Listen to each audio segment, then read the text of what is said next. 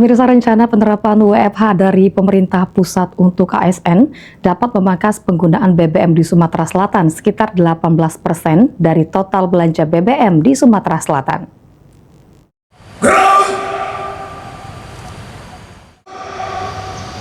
Laporan pemimpin apel kepada Adanya rencana penerapan Work from Anywhere atau WFA atau Work from Home atau WFH dari pemerintah pusat untuk aparatur sipil negara atau ASN sebagai upaya memangkas penggunaan BBM secara nasional disambut baik pemerintah Provinsi Sumatera Selatan.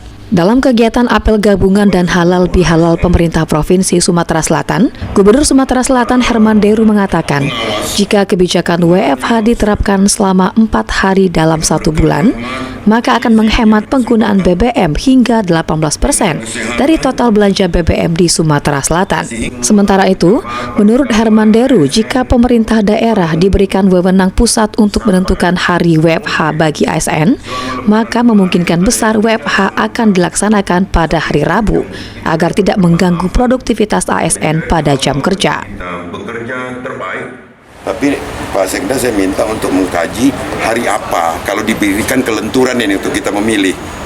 Kalau kita tunjuk di Kemis, Jumatnya kaget yang nakal nak jadi ke Harpitnas, ya kan? Tunjuk di Senin dalam kepanjang libur, tunjuk di Selasa kaget Senin jadi ke Harpitnas. Maka apa yang paling proporsional? Sementara ini mungkin Rebu, ya mungkin ya. Tapi ada Pak Sekda itu yang penghematan BBM-nya Pak seperti apa nanti, sekitar berapa? Ya kalau WFH itu berkisar di 18% dari belanja BBM kalau kita 4 hari dalam sebulan itu WFH sudah dihitung. Meski akan diterapkan WFH, orang nomor 1 di Sumatera Selatan tersebut menekankan agar pelayanan publik dan pembangunan infrastruktur terus berjalan, sehingga tidak mengurangi kinerja ASN dan ekosistem ekonomi di Sumatera Selatan tidak menjadi terganggu. Eki Saputra, PAL TV.